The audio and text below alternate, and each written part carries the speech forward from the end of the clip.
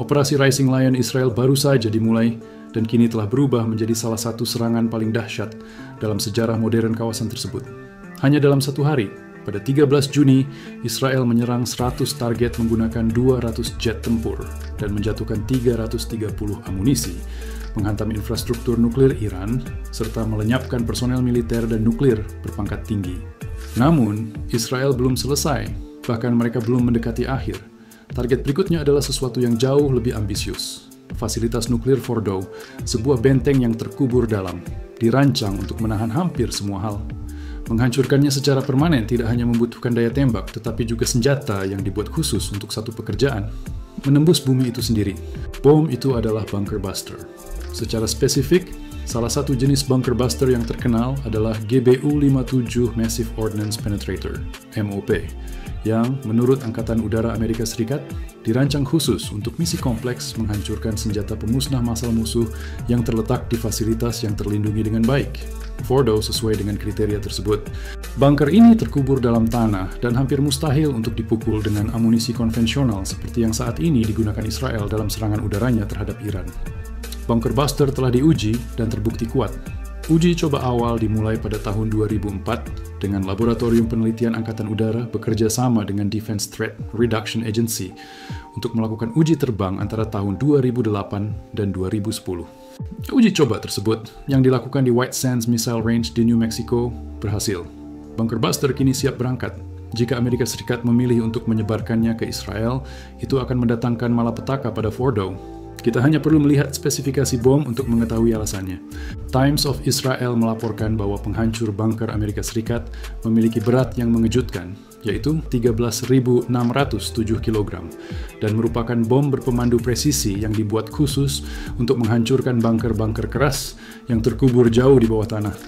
Fasilitas seperti Fordow hanya bisa dihancurkan oleh bom ini. Bom dapat menembus hingga 61 meter ke dalam bunker-bunker ini, mengubur dirinya jauh di bawah permukaan bumi untuk mencapai target sebelum meledak dalam pertunjukan kekuatan tembak yang dahsyat. Dan itu menjadi lebih buruk bagi Iran. Jika penghancur bunker dikerahkan, ia tidak akan menghadapi hanya satu bom. The Times of Israel mengatakan bahwa bom dapat dikerahkan secara berurutan, dengan setiap bom menggali sedikit lebih dalam dari yang terakhir untuk mencapai apa yang perlu diserang. Penghancur bunker pertama turun 60 meter, yang kedua hingga 122 meter dan seterusnya, hingga tidak ada lagi perlindungan yang tersisa. Yang tersisa hanyalah fasilitas yang perlu diserang. GBU-57 adalah senjata yang sangat kuat dan mungkin merupakan pilihan yang ideal untuk menghancurkan Fordow. Inilah alasannya, setelah Natanz, Fordow adalah fasilitas pengayaan nuklir kedua Iran. Natanz telah dipukul keras oleh Israel. Menurut BBC, Badan Tenaga Atom Internasional, IAEA, meyakini bahwa sentrifus yang digunakan di pabrik Natanz telah rusak parah jika tidak hancur total. Hal itu sesuai dengan pernyataan Rafael Grossi dari IAEA yang mengatakan bahwa Israel berhasil merusak sentrifus tersebut, meskipun tidak dapat mengenainya secara langsung karena lokasinya yang berada di bawah tanah. Sebaliknya, Israel menyerang bagian atas tanah dari pabrik pengayaan bahan bakar percontohan dan ketegangan yang merupakan kunci pengoperasian kaskade sentrifus. Kaskade ini dapat digunakan Iran untuk memperkaya uranium hingga kemurnian 60% dan mendekati 90% tingkat yang dibutuhkan untuk senjata nuklir. Jadi, Natanz sedang tidak berfungsi untuk saat ini. Hal ini memungkinkan Israel untuk mengalihkan perhatiannya ke Fordow. Lebih kecil dari Natanz, Fordow terletak sekitar 97 km barat daya dari ibu kota Iran, Teheran, menurut Times of Israel. Fasilitas ini dibangun di sisi gunung dan Iran secara terbuka mengakui keberadaannya pada tahun 2009 setelah kemungkinan membawanya online 3 tahun sebelumnya. Fordow menghadirkan masalah bagi Israel karena fasilitas itu dilaporkan terkubur sekitar 79 meter di bawah batu dan tanah. Selain itu, Fordow juga dilindungi oleh sistem pertahanan udara Iran dan Rusia. Meskipun mereka mungkin tidak seefektif yang diinginkan oleh Iran, Israel telah mengonfirmasi bahwa agen Mossadnya mampu menyabotase atau menghancurkan jenis pertahanan ini sebelum memulai operasi Rising Lion pada tanggal 13 Juni. Sejauh pengetahuan semua orang, pertahanan udara yang digunakan Iran untuk melindungi Fordow mungkin kini hanya bongkahan logam tak berguna yang tidak akan mampu menghentikan peluru mengenai sasarannya. CNN memberikan rincian lebih lanjut tentang fasilitas tersebut. Dikatakan bahwa yang dapat dilihat semua orang dari permukaan hanyalah pintu masuk ke 5 terowongan terpisah yang digali ke dalam sekelompok gunung, beserta perimeter keamanan yang luas dan struktur pendukung yang besar. Israel dapat menyerang semua ini, meruntuhkan terowongan dan menghancurkan struktur pendukung berarti bahwa operator nuklir Iran tidak dapat masuk atau keluar dari Fordow. Tetapi itu hanya tindakan sementara. Jika Israel tidak berhasil memaksa perubahan rezim di Iran, terowongan dan dukungan tersebut dapat dibangun kembali. Fordow dapat kembali beroperasi dan itu akan menjadi masalah besar. Menurut CNN, IAEA mengatakan bahwa Israel telah menargetkan Fordow dengan amunisi konvensional. Namun, tidak seperti Natanz, Israel tidak mau atau tidak dapat menyebabkan kerusakan serius jika salah satu tujuan serangan Israel terhadap Iran adalah untuk melumpuhkan kemampuan produksi senjata nuklir Iran, maka Israel perlu berbuat lebih banyak. Menurut IAEA, Fordow memiliki 2.700 sentrifus, dan sentrifus tersebut sudah memperkaya uranium hingga 60%. IAEA menyoroti mengapa ini menjadi masalah dalam laporan yang diterbitkan pada tanggal 31 Mei. Peningkatan produksi dan akumulasi uranium yang sangat diperkaya secara signifikan oleh Iran, satu-satunya negara non-senjata nuklir yang memproduksi bahan nuklir tersebut, menjadi perhatian serius.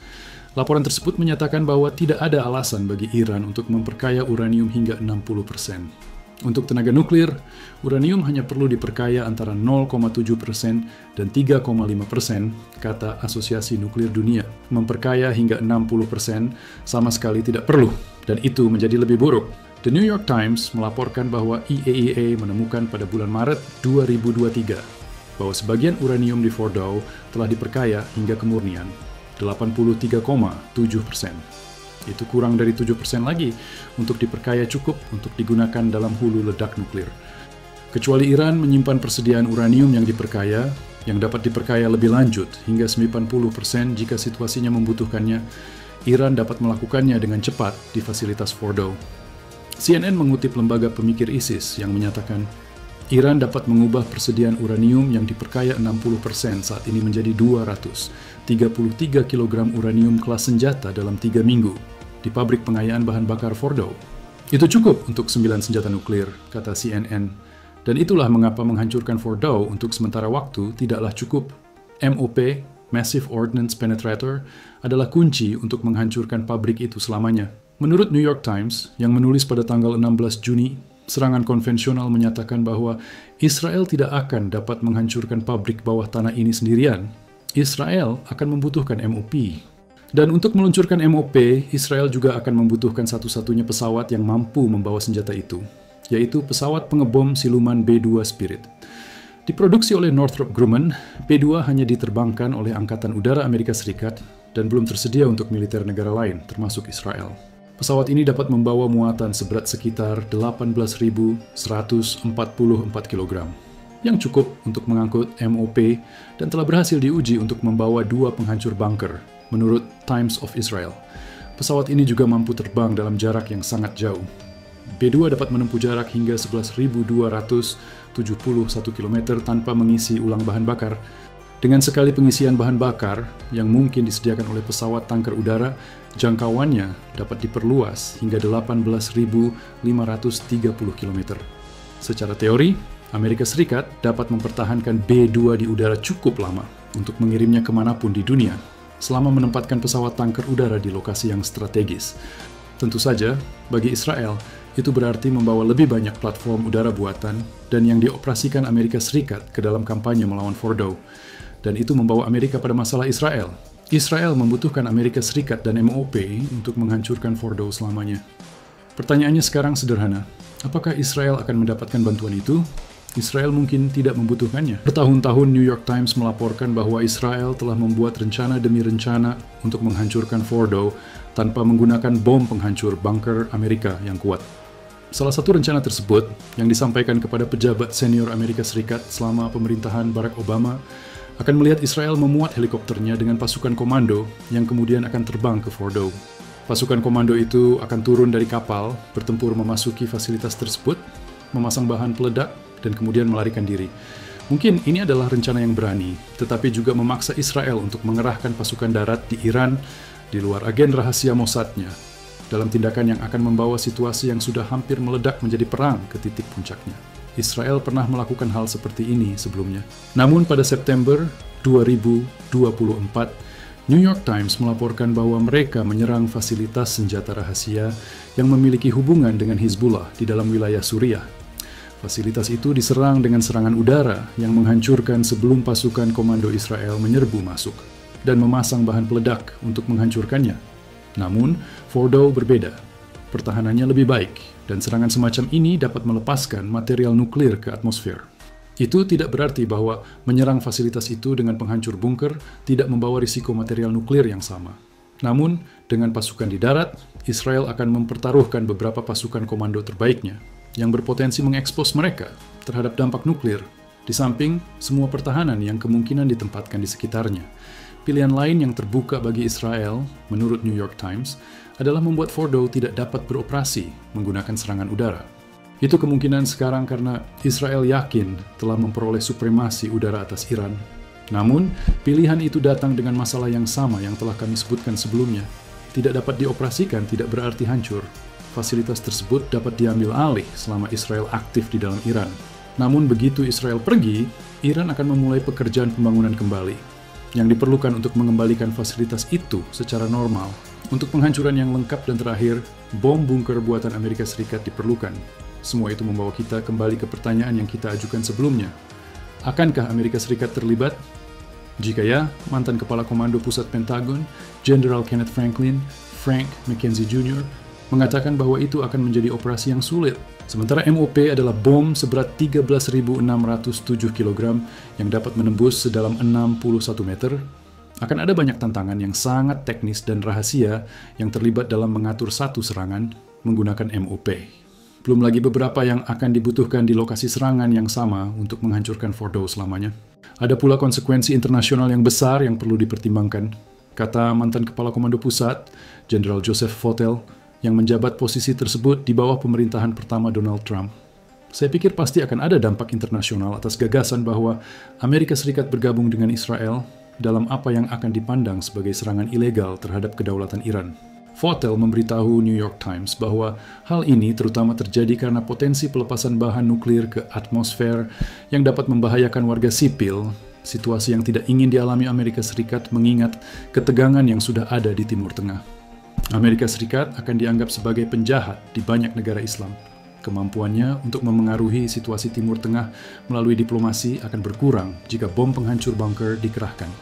Jadi, jelas bahwa ada tantangan yang terlibat jika Amerika Serikat dan Israel akan bekerja sama untuk melepaskan bom bunker terhadap Fordow. Saat ini, Trump tidak banyak bicara tentang apa yang dipikirkannya, setidaknya tidak secara terbuka. Selama penampilannya baru-baru ini di pertemuan kelompok 7 negara di Kanada, Trump ditanya apa yang diperlukan agar Amerika Serikat terlibat di Iran. Jawabannya sederhana, saya tidak ingin membicarakan itu. Trump menghindari pertanyaan tersebut. Itu adalah situasi yang mungkin tidak dapat ia hadapi lebih lama lagi. Setidaknya, itu menurut Rajan Menon dari The Guardian, yang mengatakan bahwa Trump mungkin mendapati dirinya terjebak di antara batu dan tempat yang keras ketika menyangkut masalah Iran. Menon menunjukkan bahwa ketika kampanye Presiden Trump telah melihatnya memposisikan dirinya sebagai penentang perang perubahan rezim, seperti yang sebelumnya melibatkan Amerika Serikat dengan Libya, Afghanistan, dan Irak. Kita juga melihat petunjuk tentang hal ini dalam pendekatannya terhadap perang Ukraina. Trump ingin mewujudkan perdamaian dalam konflik itu, sebagian besar karena dia tidak senang dengan seberapa dalam keterlibatan Amerika Serikat. Tetapi Israel berbeda. Trump menghadapi pilihan yang sulit. Israel memiliki dukungan yang kuat, lama, dalam, dan bervariasi di Amerika Serikat, dan Netanyahu mungkin mencari keterlibatan militer Amerika yang substansial, bahkan intervensi militer. Menon menulis, kemungkinan besar bukan suatu kebetulan bahwa Israel memilih untuk menyerang Iran saat Amerika Serikat sedang bernegosiasi dengan Iran mengenai program nuklirnya. Bagi Israel, negosiasi apapun yang dapat mengakibatkan Iran masih memiliki akses ke bahan nuklir tidak dapat diterima. Seluruh infrastruktur pengayaan nuklir Iran harus dihancurkan, yang hanya dapat dicapai dengan bantuan Amerika Serikat. Keputusan Trump sekarang bergantung pada apakah ia menghargai keinginannya dan janji kampanyenya untuk menjauhi konflik jenis ini lebih dari ia menghargai dukungan dari sekutu Israel yang paling bersemangat di dalam Amerika Serikat sendiri. Menon mengatakan bahwa sekutu tersebut adalah organisasi Yahudi dan banyak orang Kristen evangelis, yang merupakan sebagian besar pemilih Trump. Penulis The Guardian menunjukkan bahwa Saat ini, pesan yang keluar dari pemerintahan Trump beragam, dan itu berarti kita masih belum dapat memastikan apakah penghancur bunker akan sampai ke Fordow.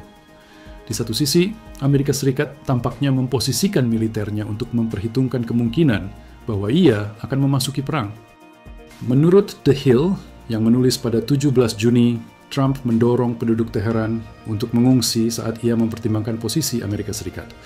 Trump juga telah mengerahkan beberapa kemampuan militer di Timur Tengah yang akan dibutuhkan Amerika Serikat jika memilih untuk bekerja sama dengan Israel dalam menyebarkan bom bunker. The Hill melaporkan bahwa lebih dari 30 tanker pengisian bahan bakar telah dikirim ke Eropa yang mungkin ditempatkan Amerika Serikat untuk menangani masalah pengisian bahan bakar B2 yang telah kami sebutkan sebelumnya. Kapal induk USS Nimitz dan kelompok penyerang terkaitnya telah dikirim ke Timur Tengah. Selain itu, Amerika Serikat telah mengerahkan sepasang kapal perusak ke Laut Mediterania untuk membantu Israel mempertahankan diri dari serangan rudal Iran. Semua ini menambah postur pertahanan Amerika Serikat yang mengesankan di Timur Tengah, yang mencakup 40.000 tentara, pesawat tempur, kapal perang, dan sistem pertahanan udara. Trump juga mengadakan pertemuan dengan tim keamanan nasionalnya, termasuk satu pertemuan yang berlangsung pada 17 Juni dan berlangsung lebih dari 1 jam. Lalu, ada posting media sosial Trump yang perlu dipertimbangkan. Pada 17 Juni, Trump menulis di Truth Social, "Kami sekarang memiliki kendali penuh dan total atas langit di atas Iran. Iran memiliki pelacak langit yang bagus dan peralatan pertahanan lainnya, tetapi itu tidak sebanding dengan barang buatan, dirancang, dan diproduksi Amerika. Tidak ada yang melakukannya lebih baik daripada Amerika Serikat yang baik." Perhatikan penggunaan kata kami dan bukan kata Israel. Dalam unggahan lanjutan yang dipublikasikan sekitar setengah jam kemudian, Trump menambahkan, "Kami tahu persis di mana yang disebut pemimpin tertinggi itu bersembunyi. Ia adalah target yang mudah tetapi aman di sana. Kami tidak akan menghabisinya, membunuhnya, setidaknya untuk saat ini. Namun kami tidak ingin rudal ditembakkan ke warga sipil atau tentara Amerika. Kesabaran kami sudah menipis. Terima kasih atas perhatian Anda terhadap masalah ini." Disitulah letak peringatannya. Amerika Serikat mungkin sedang mempersiapkan pasukannya, yang menunjukkan bahwa Amerika Serikat mungkin terbuka untuk mengizinkan Israel melepaskan bom bunker di Fordow. Trump bahkan menggunakan bahasa dalam unggahan media sosialnya yang menunjukkan bahwa Amerika Serikat sudah bekerja sama dengan Israel. Paling tidak, ia mengklaim sebagian penghargaan atas apa yang telah dicapai Israel berkat senjata Amerika Serikat yang digunakan selama operasi Rising Lion. Namun, ia belum menyetujui keterlibatan militer secara langsung. Dan persetujuan itu kemungkinan tidak akan datang kecuali Iran dengan sengaja atau dengan cara lain menyerang warga sipil atau tentara Amerika Serikat. Iran sangat menyadari hal ini dan bersikap sangat hati-hati agar tidak memberi Amerika Serikat alasan untuk terlibat. Itu menurut Axios, yang melaporkan bahwa Amerika Serikat memberitahu sekutunya bahwa mereka tidak akan bergabung dalam perang melawan Iran kecuali Iran menargetkan warga Amerika. Sejauh ini, Iran sangat berhati-hati untuk tidak melakukan apapun yang dapat mendorong Amerika Serikat untuk terlibat. Axios melaporkan seorang diplomat Arab yang tidak disebutkan namanya, yang dilaporkan mengetahui cara berpikir dan perkataan para pemimpin Iran. CBS News juga melaporkan bahwa anggota parlemen dari kedua kubu politik ingin mengambil alih pilihan dari tangan Trump. Perwakilan Republik dari Kentucky, Thomas Massie, menjelaskan hal itu dengan jelas dalam sebuah paparan pada tanggal 17 Juni, di mana ia menulis, "Saya baru saja memperkenalkan resolusi kekuatan perang Iran tanpa celaan untuk melarang keterlibatan Amerika Serikat dalam perang Israel-Iran. Ini bukan perang kita. Bahkan jika memang demikian, Kongres harus memutuskan hal-hal tersebut sesuai dengan konstitusi Amerika." Akankah anggota parlemen melihat hal-hal secara berbeda jika Iran akhirnya menyerang warga Amerika? Kita tidak dapat mengetahuinya dengan pasti. Mengenai Israel, Israel sendiri berada dalam posisi yang sulit. Tujuan utamanya adalah untuk menciptakan perubahan rezim di Iran. Ya, itu satu-satunya senjata yang dapat menghancurkan fasilitas nuklir tersebut selamanya. Namun meskipun Israel dapat memperoleh dukungan Amerika Serikat untuk menggunakannya, bersamaan dengan menangani semua dampak internasional yang mungkin terjadi, Israel menghadapi pertanyaan apakah mereka harus melakukannya. Lagi pula, jika tujuannya adalah untuk mendorong pemberontakan, menjatuhkan beberapa bom besar di lokasi yang dapat melepaskan bahan nuklir ke atmosfer, mungkin bukan cara yang tepat. Mungkin ancaman bom penghancur bunker sudah cukup. MOP tidak perlu digunakan jika Israel dapat mendorong rakyat Iran untuk menyingkirkan rezim yang ingin menjadikan Iran sebagai negara berkekuatan nuklir sejak awal.